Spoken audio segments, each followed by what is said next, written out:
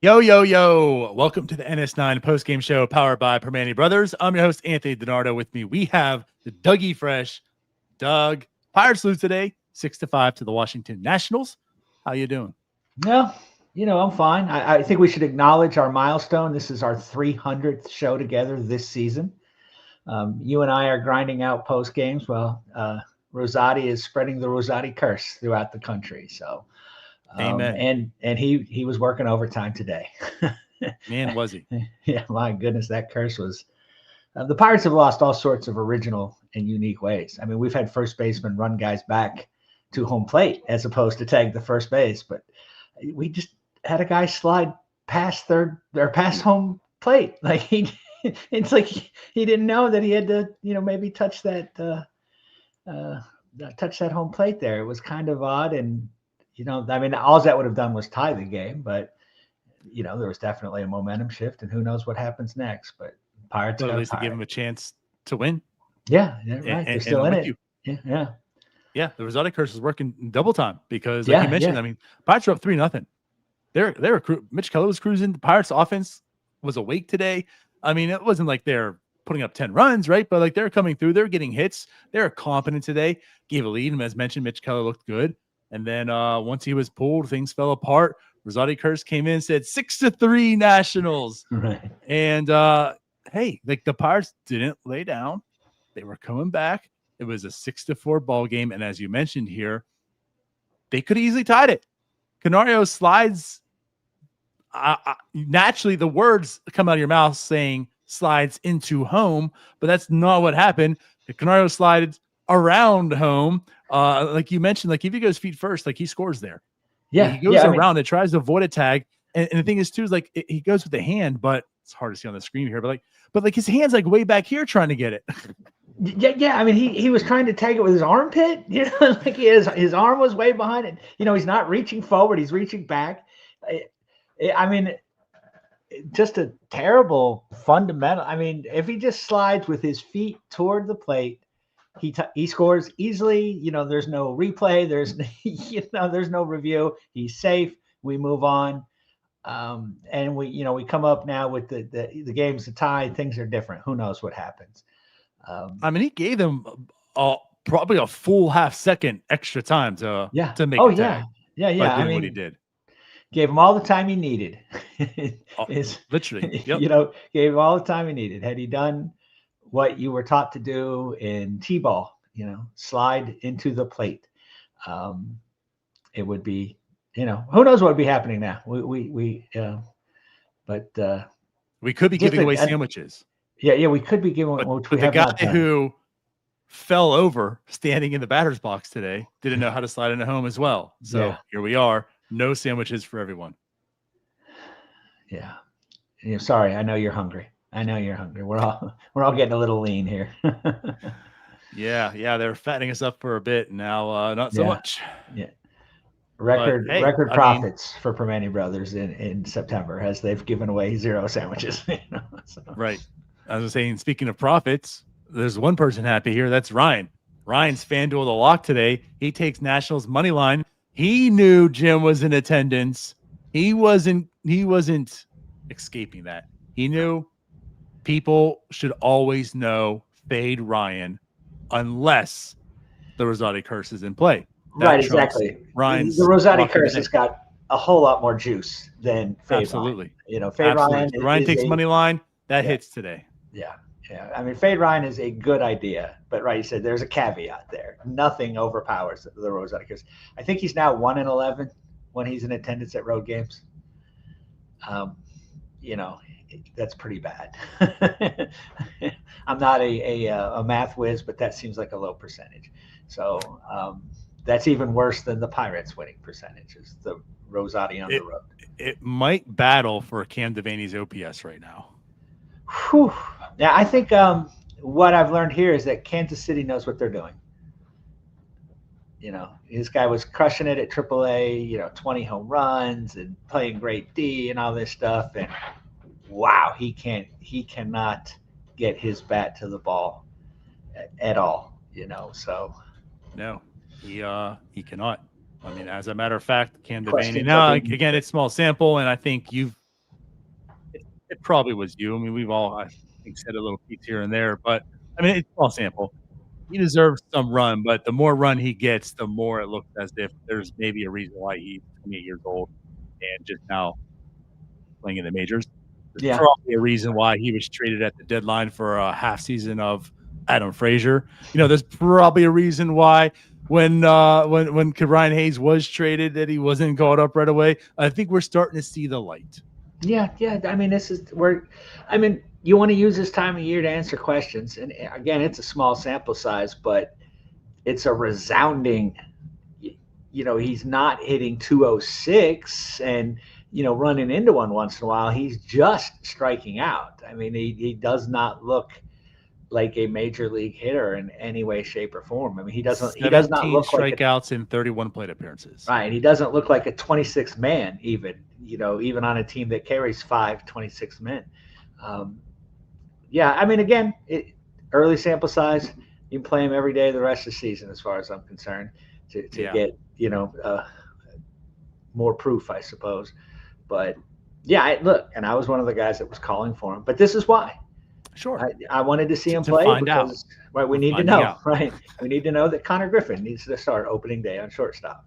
And, Connor Griffin's doing his part, and Cam Devaney, I suppose, is doing his part to make that happen too. So, yeah, absolutely. So again, it was not pretty at the end there. And I mean, that's what it came down to as well. I mean, it was at the bottom of the order, and they were like actually coming through. I mean, it's pinch hit after pinch hit and such, but the Pirates were coming through. I mean, they were down 6-3.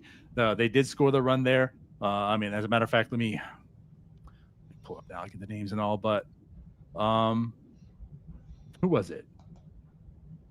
Oh, Nick Gonzales. Nick Gonzales leads off, gets on base. Another hit of the day. He goes 2 for 4 today. And then Yorke replaces Ono Cruz, which, by the way, no problem with that. As we mentioned on NS9 Live the other night, I mean, Ono Cruz has been hitless versus a lefty since the All-Star break, I believe. Oh, at least since the trade deadline.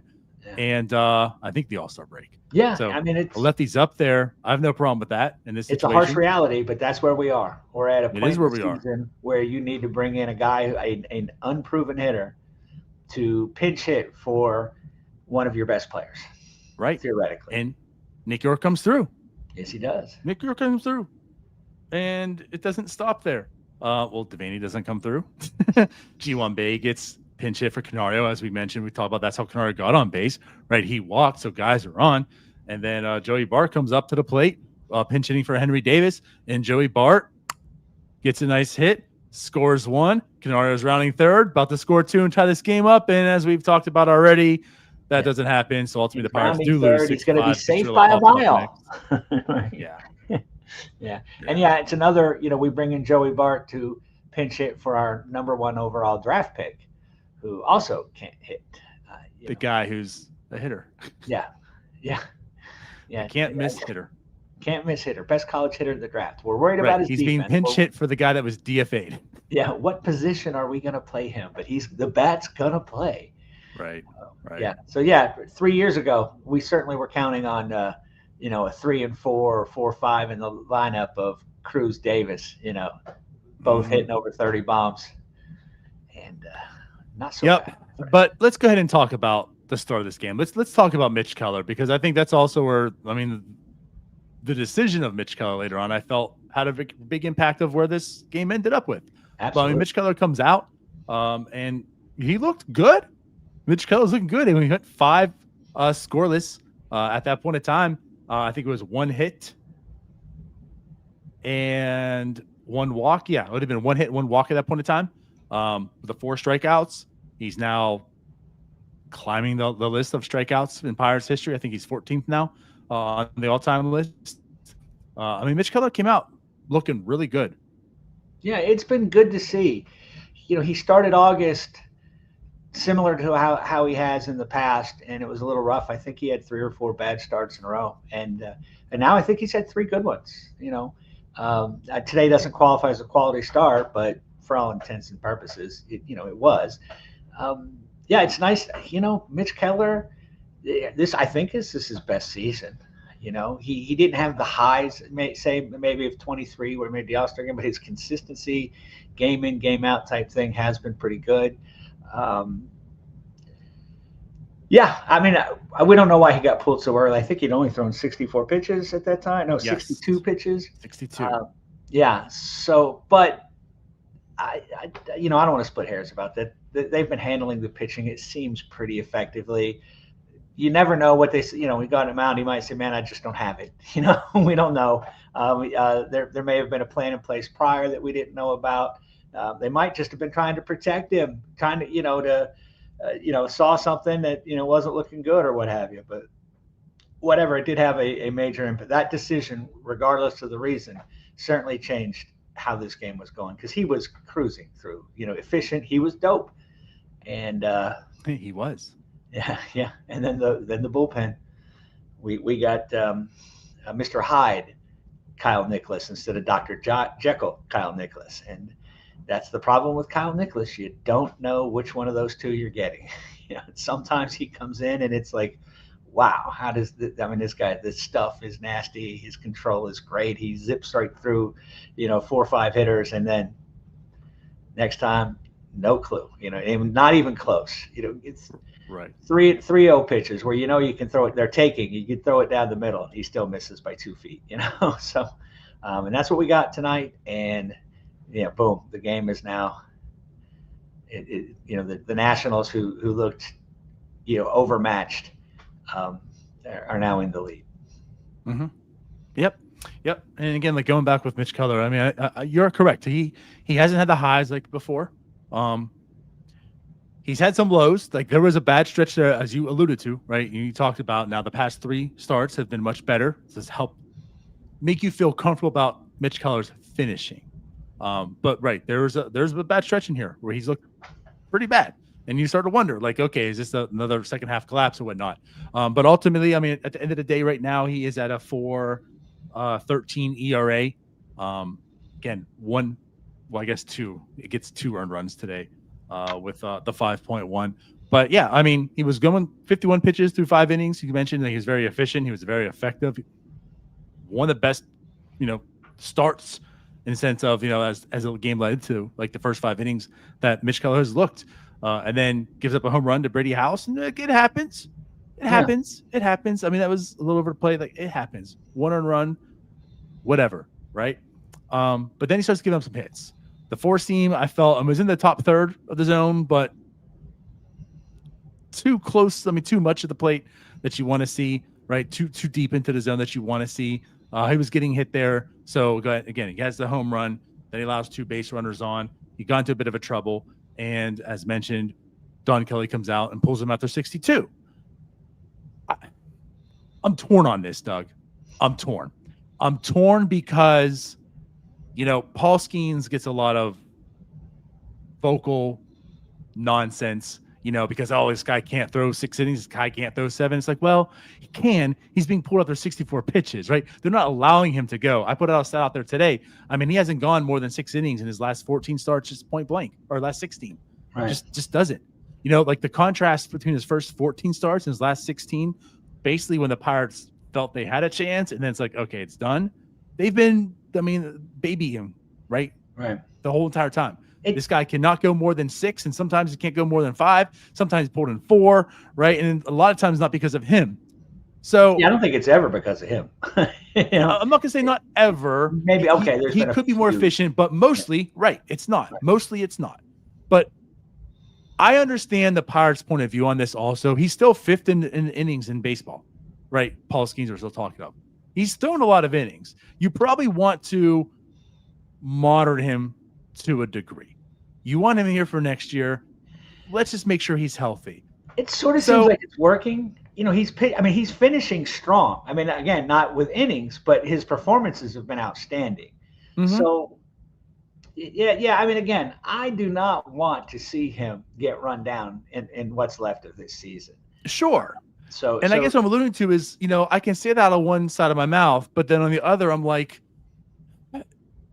do I agree with that same assessment for Mitch Keller right now? Like today's start, like if I'm saying I like the way the Pirates are handling the pitching, I'm fine with them taking out Skeens when they do.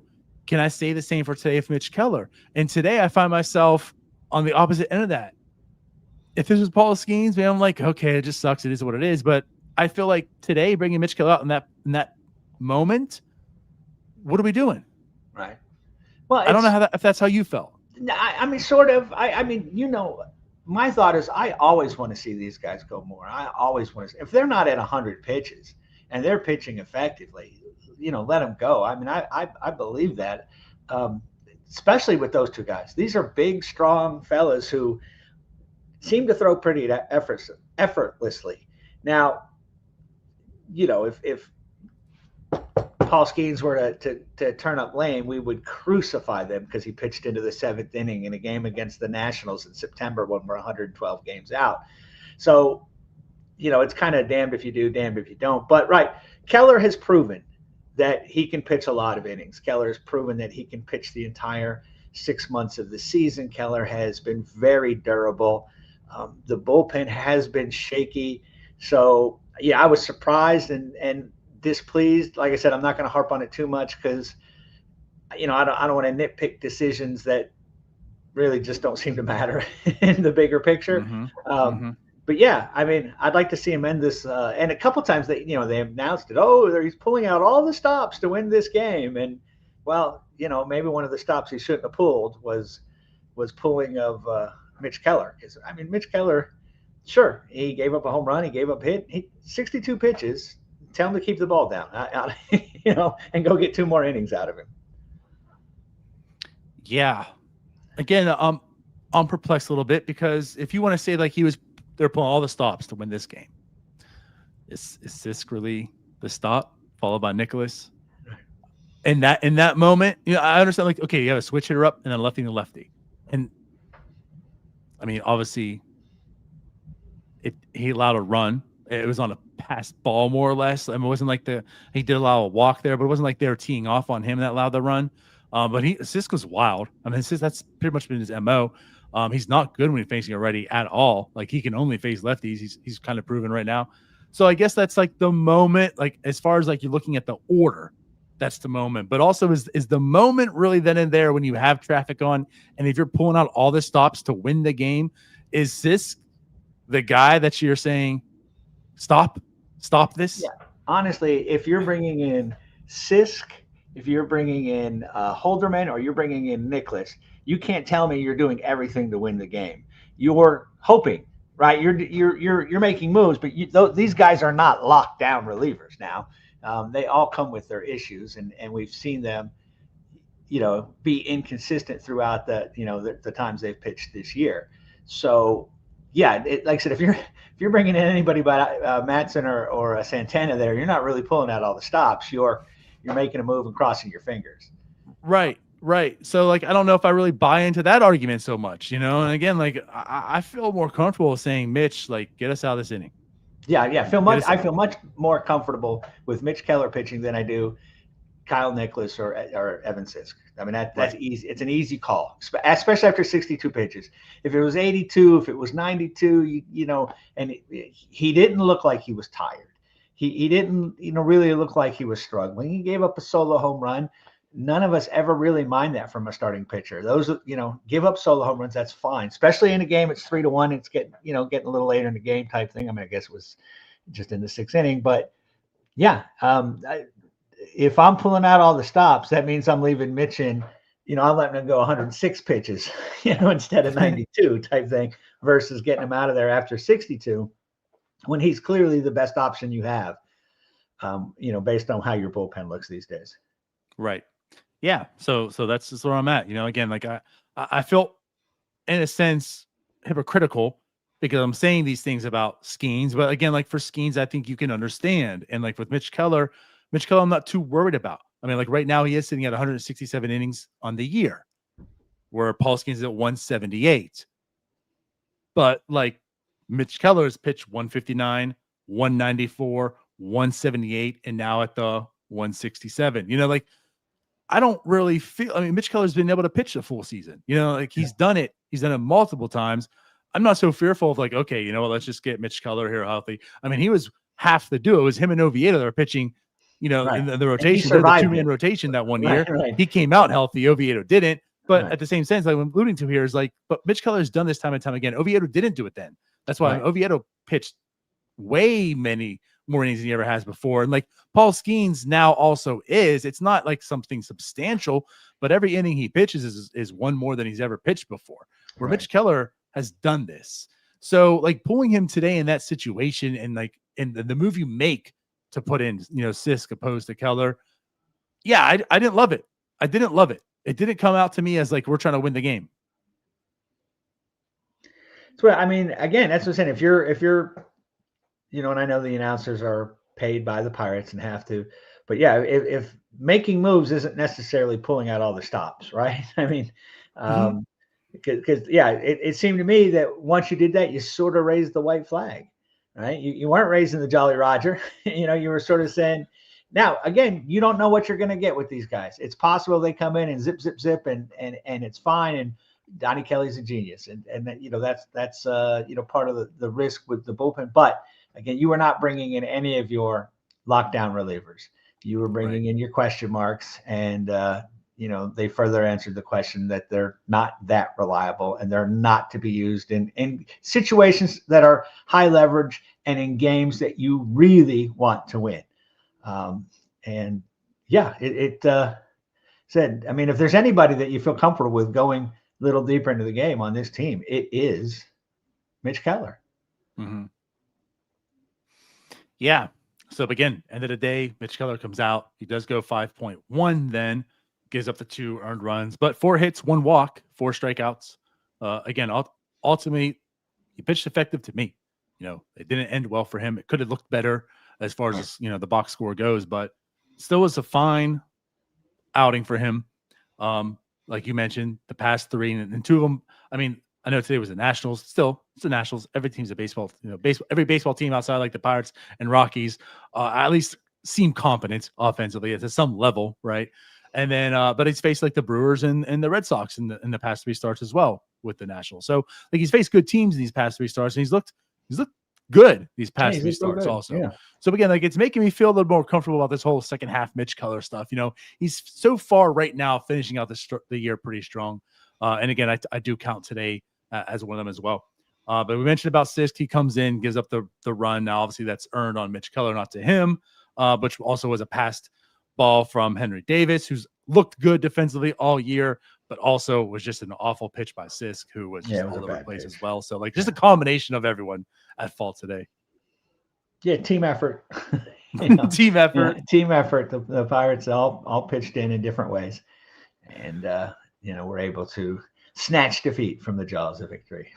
Right, but again, like I mean, it's still the Pirates are up 3-2. Like it's still a ball game until it wasn't, as we talked about as well a little bit. But for Kyle Nicolas, yes, Kyle Nicolas comes in, ultimately gives up a walk, a hit, a walk and a home run, and then a strikeout. I mean, if that was not the most Kyle Nicolas 1, 2, 3 of Kyle Nicolas, a walk, a home run, and a strikeout like that, ladies and gentlemen, Kyle Nicolas. Yes, your 3 true outcomes. right there. They're going to use this inning to explain that, when they teach the 3 true outcomes to beginners, right? This is what they are, right? Right. And so yeah, I mean, ultimately he goes 0.2 innings, 3 hits, of course, the walk, home run, 4 earned from Kyle Nicolas. Yes, he had a nice string of appearances. I forget how many it was that was scoreless. I remember Tyler talking about it to some level as well about, like something to look at. And of course it is something to look at. And I just feel like today reminded us like he is who we thought they were, this is Kyle Nicolas. He has all the potential. He has all the stuff, he has the skill. He just can't harness it. And he's just, I've never been in love with him. I know I've been very vocal in that. I've never been in love with him, but yeah. I mean, it's just when you're bringing in a guy like that, when you bring in a reliever, you need him to be effective, right? I mean, there's just not a situation that you feel comfortable bringing him in. And, I know he had 1 week where he had 3 outings and all 3 were scoreless. And I think they were all actually hitless. It's like, it's there, but how long can you wait? How many games can you let get away? And this team is never, under this ownership and under this general manager, who it is a good day to fire this general manager today. Mm-hmm. There is never going to be a win that's not important, right? We're never going to run away with the division. I mean, just their approach is, let's put together this collection of low paid, cast offs and see if we can catch lightning in a bottle. If they do, we might add something at the trade deadline. This team has to prove to Bob Nutting that it might be in it, rather than him prove to them that he wants to be in it, sort of thing. And so you cannot be running out Kyle Nicolas 3 and 4 times a week and, letting these precious wins get away. I mean, you know what I'm saying? Like, I don't care if we can add Framber Valdez and Kyle Tucker and Alec Bregman next year. I don't want to see Nicolas pitching the 6th inning in April. I'm like, no. You know what I'm saying? Like, he can come in and mop up when we're down 10-0 or so. I don't know, but I have just zero confidence level in him. And, you hope this is that outing. It's going to be, he's just going to blow everybody away. But more often than not, it's like you said, it's a walk, it's some hits, it's a home run. It mixed, ends with some strikeouts. Yeah. I mean, the thing is, like, he has talent that teams aren't going to give up on him. If the Pirates do, he's going to absolutely be connected to another team immediately very quickly. Right. Yeah. But we can fix him. We can do it. And if they fail, the next team's going to say, we can do it. Right. I mean, that's the talent he has. It's just like he's not a guy that you can't simply trust. Every pitching coach, they think they can do it. Just let me get my hands on it. Yeah, he's got it. I'll bring it out. He has that talent. Right. Absolutely. But yeah, it was 11 scoreless innings he had previously before the game. So the last game he pitched was actually didn't have an earned run. He didn't pitch well. It was an unearned that he got. But before that, he had 11 scoreless. He had 5 hits in those 11 innings, just 2 walks, just 6 strikeouts as well. But I mean, he was being more effective. And okay, let's monitor this. And tonight, again, as we mentioned, ultimately, we see Kyle Nicolas for what he is. I can't say they couldn't come back. They tried to, and they almost did. But I mean, they were in the lead. Wasn't by much. And then it broke loose with him there. Yeah. He did not put the fire out. He threw gas on. Yeah. Outside of that, like we mentioned, the Pirates came out the gates collecting some hits. And again, they scored 3 runs early. Triolo had 2 hits today. Horowitz had 2 hits today. Bryan Reynolds had 1 hit today, but an RBI as well. Now, Kutch goes 0 for 4. And it looked like if the opportunity presented itself to be in up to bat again, maybe he wasn't going to. Looks like maybe back pain, spasms, I don't know, lower back or something might have taken him out of the game today. Solak, they might just see him, if we don't know what's up with Kutch. So, But Nick Gonzales also with 2 hits. So yeah, like the top of the order was pretty much doing their part. Yeah. And then, as mentioned, when it got to the end of the game, the bottom part of the order started doing its part as well. So again, like offensively, I had 10 hits today, 1 walk, 9 strikeouts, 4 for 9 with runners in scoring position. So again, like it was competent. Like there was really no pressing issue, I should say, with the offense, more or less. No, I mean, this is just about as good as we can expect the offense to be, really. I mean, again, you got 2 hits from Triolo, 2 from Horowitz. Horowitz hit a home run. Gonzales 2 hit, like you said. Reynolds knocked somebody in. It's just, they're just not going to do much more than that game in, game out. I mean, that's how this offense is. That's the blueprint for this team, and that's why they need to, field stuff in center field instead of let it run under the glove. And it's why you got to slide toward the plate as opposed to away from the plate. These little things that they just keep doing and keep doing and keep doing. I mean, It's just so odd to me when you're a low budget team, you also have terrible fundamentals. Like you would think that would be the number one priority, that we're not going to beat ourselves. And it doesn't cost too much typically to just have fundamentals. Right. It seems to me that, some teams, Milwaukee has them. They figured out a way to instill them. And we see bad play across baseball. We see the other teams doing the same things that the Pirates do, but that's not a good enough, excuse. It's like, this team should never, be overrunning. Mistakes happen. Nobody's perfect, but generally speaking, the Pirates have 4 or 5 plays per game that are just like, what were they thinking? Be it in the field, on the base pass, sliding, kind of a new one for me there. But I think yesterday in the first 2 innings, they had 2 guys throwing out on the bases. Pacero got picked off, Nick Gonzales, trying to stretch a single into a double. You just can't, this team with this offense cannot be giving outs away and cannot be giving extra at bats, and they do both, and they do it in a plethora of ways. Right. Especially the tying run. Yeah.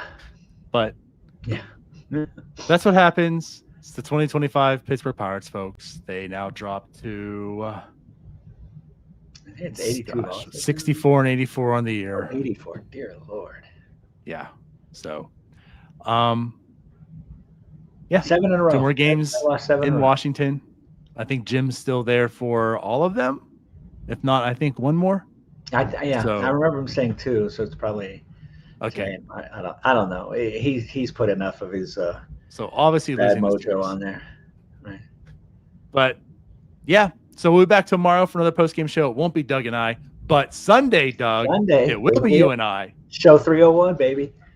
That's it. I feel like what I've recognized as well. We're doing the schedules.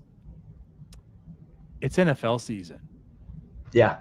You notice how everyone's availability kind of shrunk on Sundays, right. Doug and DiNardo. Yeah, and Doug wants to watch the Steelers games. He does, because they're still in it at this point of the year. So we'll be back on Sunday, and I can almost promise you next Sunday we will as well. Pencil that in. So there's that. So go ahead and just like Matt says, like the video.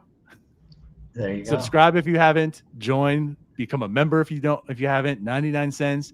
Get some cool emojis. Get some perks. Right. See the videos early. So we appreciate y'all. We love you. We'll be back. Yeah. You've been here through the 7-game losing streak. It's impressive. I appreciate your sheer. Screw the 7-game. They've been here since we've existed, and before then. These people that are watching this post-game show right now have probably seen a minimum of like 20 losing seasons by the Pittsburgh Pirates. Yeah. Oh, yeah. We are. So this 7-game losing streak is nothing. Yeah, that's true.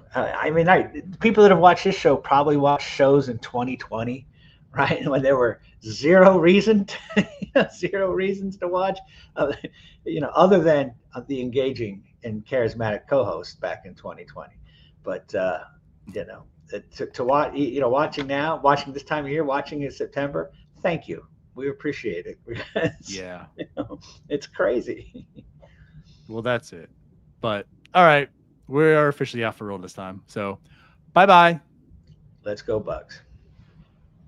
All right, that wraps up this episode of North Shore 9. Thanks so much for tuning in. Whether you're listening on the podcast or catching us on YouTube, if you enjoyed the show, please give this video a thumbs up, and don't forget to hit that subscribe button if you haven't already. It really helps us grow. And if you're listening on the podcast, a quick review goes a long way in helping others find the show. Plus, be sure to tell a friend about us. There's always room for more here in the NS9 community. And for those looking to support us a little more, consider joining our Patreon, become an MVP member, and get exclusive perks while helping us continue to bring you more of the Pirates content you love. Thanks again for all your support, and let's go Bucks.